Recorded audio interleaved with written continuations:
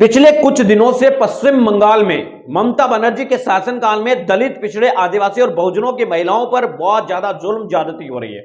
बताया यह भी जा रहा है और गंभीर आरोप ये लग रहे हैं कि वहां पर जो गुंडे हैं वो महिलाओं को उठाकर ले जाते हैं और जब उनका मन भर जाता है तब आपको बता दें कि वो अपनी मर्जी से छोड़ते हैं। SC/ST आयोग के जब लोग वहां पर पहुंचे तो उन्होंने इस मामले के अंदर कड़ी प्रतिक्रिया देते हुए कहा कि यहां की स्थिति बहुत भयानक है। महिलाओं की FIR तक है वह पुलिस लॉन्च नहीं कर रही है, FIR तक दर्ज नहीं की जा रही है। ऐसे में इस क्षेत्र के अंदर राष्ट्रपति शासन लगाया जाना चाहिए और यहां के अपराधियों को गिरफ्तार करके भेजना चाहिए। क्या कुछ SC/ST आयोग की महिला के लिए सुनवाते हैं। जो मुख्यमंत्री है, जहां खुद एक नाम ममता है, मैं फिर बोल रही हूँ ममता नाम की चीज नहीं है।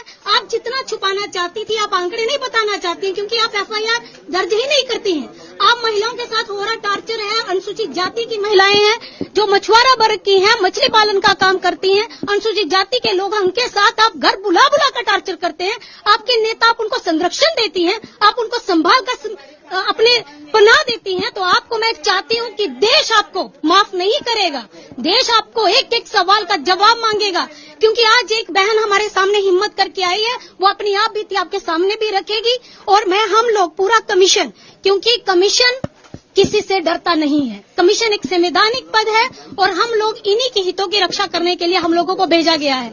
हमारी बहनें अपने आप को सुरक्षित महसूस करें और हमारे सामने, कमीशन के सामने, क्योंकि आपका जो यहाँ की चेयरमैन है, आप ही के यहाँ का बेटा है, जिन्होंने ये दर्द उनके सामने जब आया और फुल कमीशन को वो लेके यहाँ पे आए। और हम लोग सारी टीम आपको ये आश्वासन दिलाते हैं कि आपके साथ अब गलत नहीं होने देंगे। तो सुना आपने, ये अंजू बाला है जो कि SC/ST आयोग की सदस्य है। ये कल पहुंची थी पश्चिम बंगाल के संदेशखाली क्षेत्र के अंदर और उन्होंने वहां पर जो घटनाक्रम देखा उसके बाद ये मांग की है कि दलित, पिछड़े, आदिवासियों की महिलाओं पर इस तरीके के जुल्म जाते हो रहे, खासतौर से दलित महिलाओं के साथ। लेकिन सबसे बड़ी बात यह है कि अभी तक इस मामले में जो दलित एक्टिविस्ट है, यानी कि दलितों के चिंतक कहते हैं, दलितों के नेता कहे जाते हैं, वो सब कुछ चुप्पी साधे बैठे। पश्चिम बंगाल में ममता बनर्जी की सरकार है, विपक्ष की सरकार है, भारतीय जनता पार्टी की सरकार नहीं है। तो वहां पर आपको बता दें कि इस तरीके की जो जुल्म ज्यादती हो रही है उनके खिलाफ किसी भी प्रकार का कोई आवाज उठाने वाला अभी तक दलित नेताओं में से किसी ने भी लफ्ज तक नहीं बोला है। दरअसल आपको बताने की कोशिश करें तो पश्चिम बंगाल के संदेशखाली क्षेत्र के अंदर इतनी बड़ी संख्या में यौन शोषण की शिकार स्त्रियां दलित और आदिवासी समुदाय से आती है, परंतु हर छोटी छोटी घटना के ऊपर आसमान सर पर उठा लेने वाले दलित एक्टिविस्ट, मीडिया और राजनीतिक दल यहां पर पूरी तरीके से खामोश है।